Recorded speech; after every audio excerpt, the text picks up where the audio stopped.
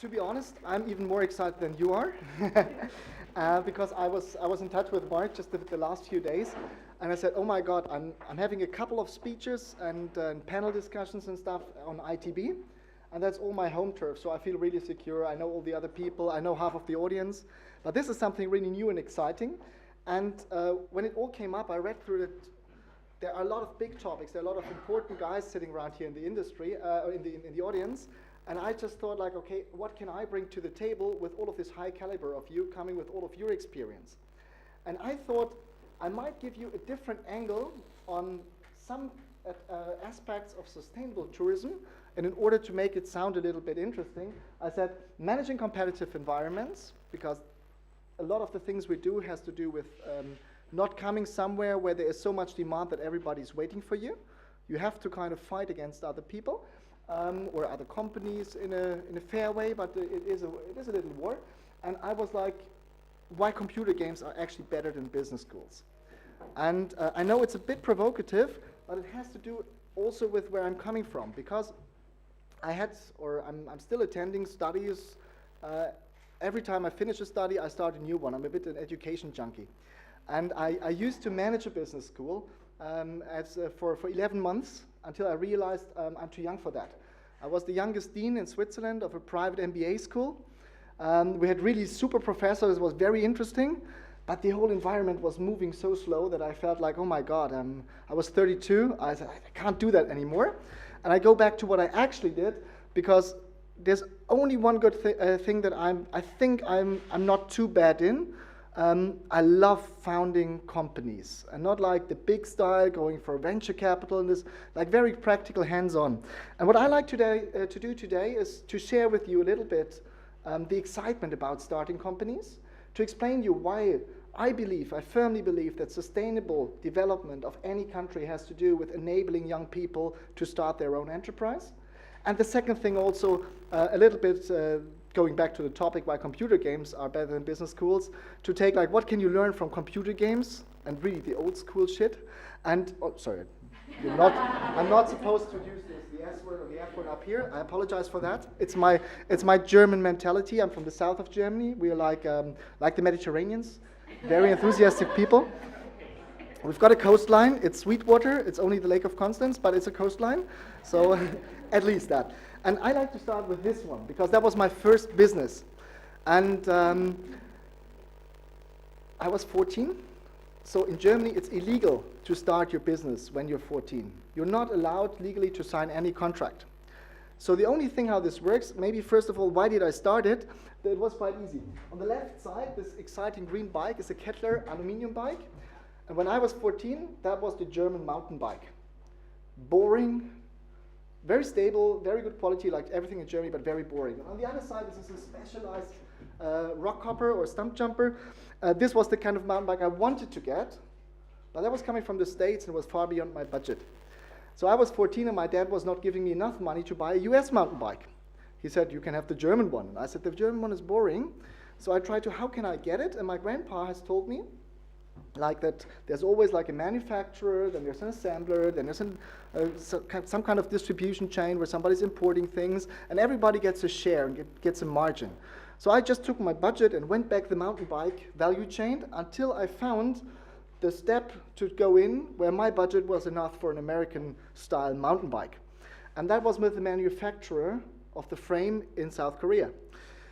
So the question is, if you're a 14-year-old and you want to import an unbranded mountain bike frame from South Korea, it's not as easy as you might think. So I went to the office of my dad and I abused his computer, an old IBM, and I made myself a logo. I called it Weber Fahrradservice, with a little bike, the office address of my dad, and the fax number. And I'm a bit older than some of you. In those days, if you had a fax number, you were a company. And nobody questioned that, because no private person would use such an advanced technology like a fax machine. So I used the fax number of my dad, and I just sent in, I said, well, we're interested in kind of growing bigger, and I want to see what we can import from your side. Then they said, please send me your distributor and importer's price list. And they faxed it back, old days. And then I said, okay, you have to understand, before we really go into mass import, we have to import one bike to see the quality.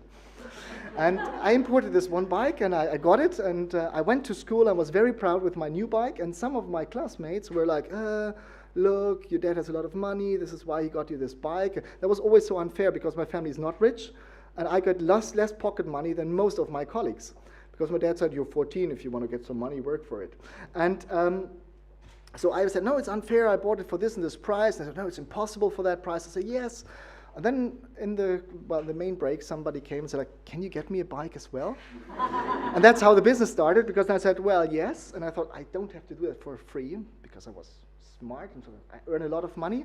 And I put a margin on top of it, 20 German mark, which is, I think, today 10 euros. And for this 10 euros, I was importing the mountain bike, which came in a big box.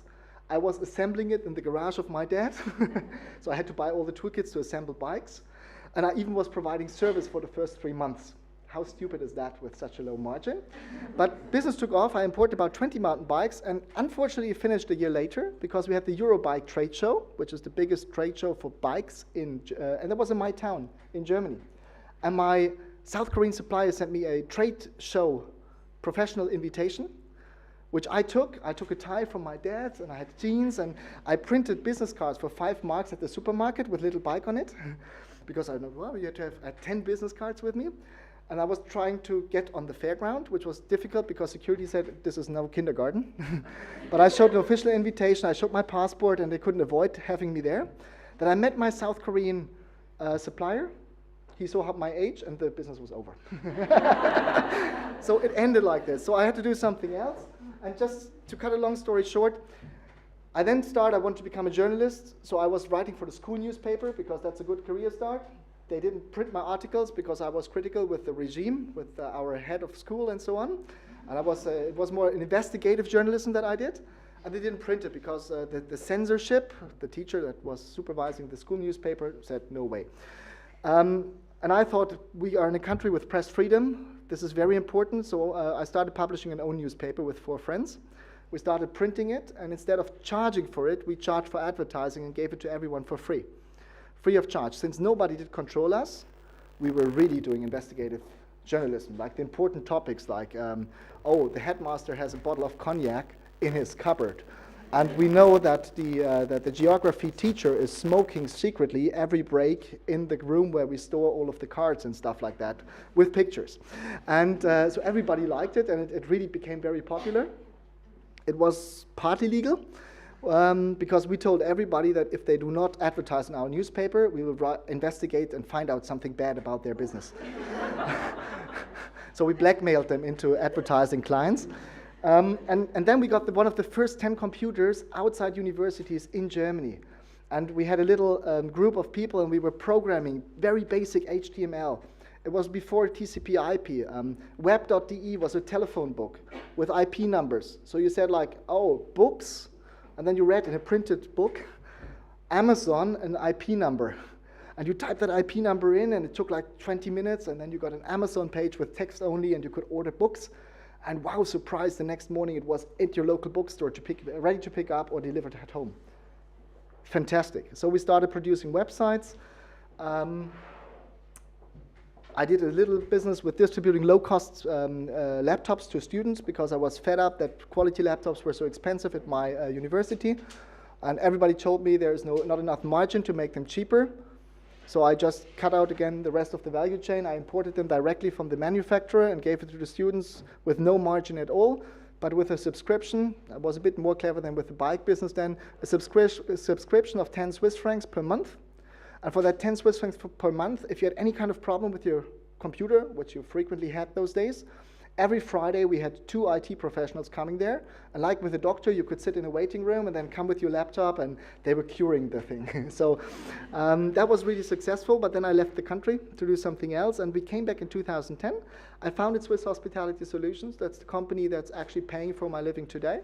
We're a small consulting company with, we just employed employee number 7 from the consultants and a little back office, so it's really small. LWP is another company because I have so many ideas that I can't do they have nothing to do with the core business in the consulting company, so I rather have them aside to see whether they're losing money or not. The latest investment was just a month ago. Top Alliance is a limousine service, which you can see at ITB. Limousine is a growing market, and the most people running limousine companies are stupid or very big, and in the middle field there is a lot of opportunities. So the big question what you ask yourself, like, why am I so stupid to found all of these businesses? What went wrong? And actually I started very thoroughly, and I had a very clear idea about what I want to do when I'm grown up. And it was the usual things, but then something happened. I got my first computer, don't laugh. Commodore C64, we could connect it to the television screen, and it was a nightmare, but it was exciting. And I came across this beautiful game that some of you might still know. Pac-Man, huh? And the interesting thing is, Pac-Man, I think today taught me more than the 4 or 5 studies I have done. I've been to some of the best business schools in my field, tourism and hospitality. I've been to international business schools. As a dean, I had the chance to work with Harvard professors, Yale professors, professors from China, from Russia. It was really exciting. But one thing was lacking, the things you learn when you play Pac-Man. And this is what I want to share with you, because Pac-Man has very simple rules. Either you make it to the next level, or you get out of business. And if you apply Pac-Man to any kind of business, it's so easy. For instance, hospitality. Level 2015, we've got the hotelier, and everybody in this trade show is talking about 2 things. We've got increase in cost, and we've got stagnating revenues. So if your cost increase and your revenue stagnates, your margin is being eaten up, or you go bankrupt or something like this, and everybody's concerned. So once you understand that with the Pac-Man logic, you can also solve it in a Pac-Man logic, meaning easy and fast. So this is why I'm stating computer games are better than business schools, in brackets, to teach you entrepreneurial skills that you need for the jungle out there. Business schools, don't get me wrong, are not bad. Business schools are good. Education is one of the greatest things that our generation, and your generation, well, I say our generation, that makes me feel young, that our generation has. Having access to all of this fantastic material, and it's enough if you have internet access, you can download and stream the best professors, the greatest minds on earth, live and free of charge. That is brilliant. That was never there before. Even if you could go to a library and kind of borrow a book for a couple of weeks, it was not the same like going on iTunes University or YouTube and just having a look at a speech of Michael Porter or any of these brilliant guys. However, in business schools, it's too bureaucratic. They do not teach you about entrepreneurship. They do not excite you. Although even Harvard Business School has an entrepreneur program, an incubator, and so on and so forth. But it's great programs. They're doing their best what they can. But the problem with business schools is they're too much into theory and mindset, and you have to think it through, and you have to have a business plan, and a vision, and a mission, and a strategy. If you really are an entrepreneur on a small scale, you don't have time for a business plan, for a vision statement, for a mission. You don't need that. You need clients. You need revenues. You need to provide something which gives value to your clients. Don't write it into a business plan. We just write this shit for the banker. Sorry, again. We just write business plans to get money from somewhere or to look more important, but usually just to get money from somebody who has no idea about our business. They just know business plans. So it has to look the standard format. It does not tell nothing about the story. The different story on the other side with all the venture capital we have in, like here or in London, they just want the story without any kind of business plan behind it, because they, oh, if 1 out of 10 makes it, I get my money back. I think that's poor. 1 out of 10, that's a 10% success ratio. We don't have, it's my own company, money in all of these companies. I can't afford to lose 9 times before I win once. I'd rather make sure that I earn money with all of them right from the start, and it is possible. So why this excitement about entrepreneurship? If we talk about sustainable tourism, think of the man with the ice shop. Sustainable tourism, usually, in my point of view, and that's a personal point of view, it's not a big study or something, it's just my personal point of view, is built on small enterprises. It's built on guys like this ice cream salesperson who has his little shop, who's standing there, who has supply, demand, who has to buy the ice cream, who has to deliver the ice cream, who has to look into the cashier that he has enough money at the end of the day. These are the guys that really do something in the market, because I think we all agree that it's not built on a few big players. We've got enough of these guys just putting these ugly hotels with a lot of rooms. Some of them are our clients, so I avoid the brands. But if we build a hotel, usually you get a certain building, and you try to fit as much rooms as possible into there, because the more rooms you have, the more guests you can accommodate, the more guests you have, the more revenue you make. So we build standardized cooking, cutting, boring products, and then we fly in mass tourism, and we bring a lot of these people. And the problem with this is, it's not sustainable at all, because all the profits from these companies go back into other countries. And I think that's wrong. I think this is one of the biggest problems that we have. I'm lecturing at a couple of hotel schools and universities, and we all have projects. The latest one I was a bit involved, and I backed out, was in Myanmar. Is anybody from Myanmar? Okay. Beautiful country. But I stepped out of the project when I realized that actually we were not building up a hotel school to educate them how to do their own business. We were building up a mass delivery of cheap labor. We were teaching them as waiters, as chefs, as housekeepers, but not in management. We did not teach them how do you do your own hotel? How do you start with a little bed and breakfast? How do you become the next Conrad Hilton? We should teach them like, this is the Swiss way of setting a table. And we were doing this for one reason, because these guys with the big hotels want to make profit, so they want to have a large labor. Why do they go to these countries? Low labor cost. They don't build these kind of hotels in Switzerland anymore because we've got a high labor cost. Or Norway has very high labor costs.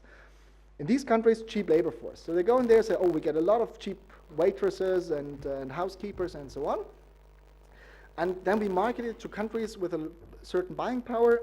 It has a duration of maybe 10, maybe 20 years. And if we get enough people in, we get the real estate money back out. And if it lasts a bit longer, it's fine, we make a lot of profit.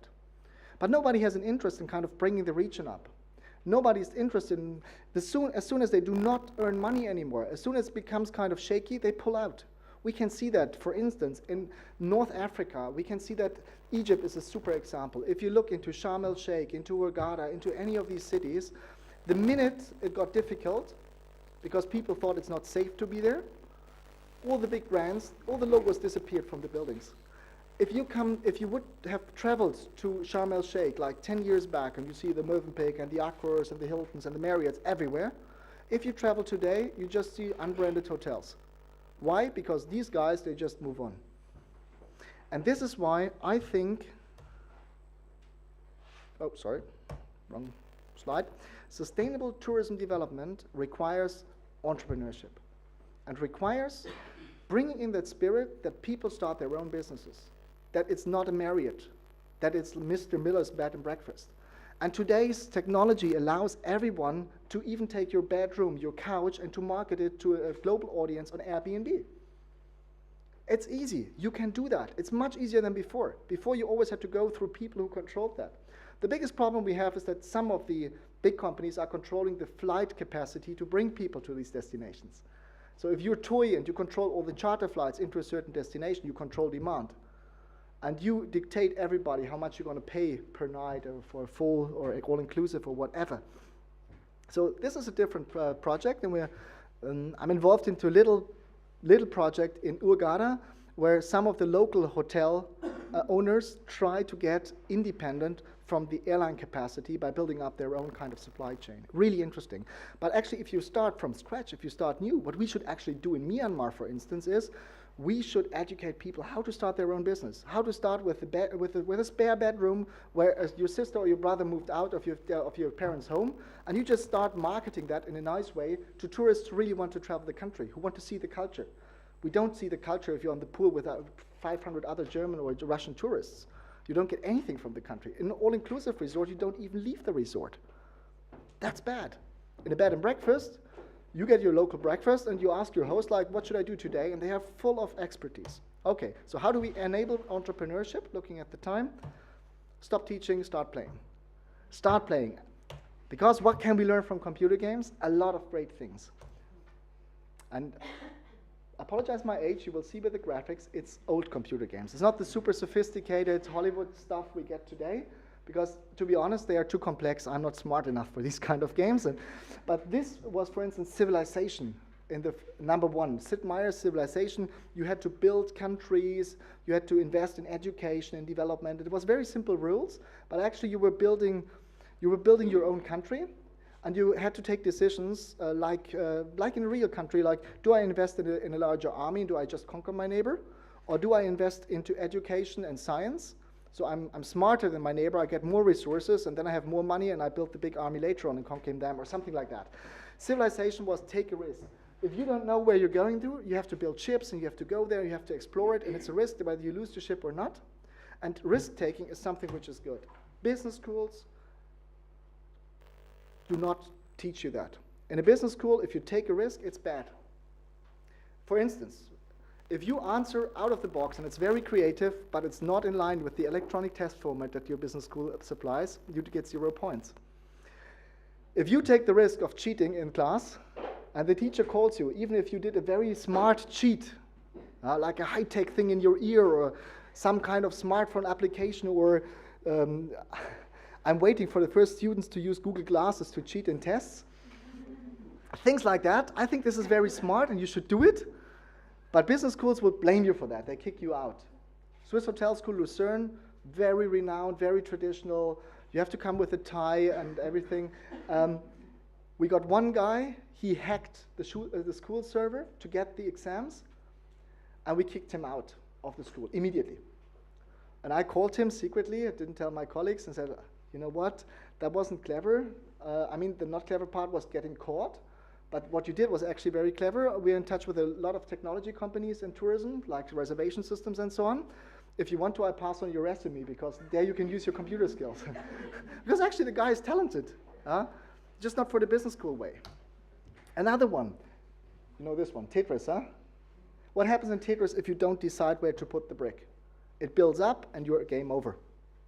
So here, you have to keep moving. You have to be fast. Business schools are like big companies. We have meetings about innovation. And then we say, oh yeah, we got to do this, it's a hot topic. And then it takes about 1 to 2 years until the hot topic finds its way into the curriculum. It's too old, exactly. By the time the topic is part of the curriculum, it's already outdated. Like ITB right here. I came this morning from a breakfast session. We have a European advisory board, because in my field, revenue management, we created a European certification which gets reviewed constantly.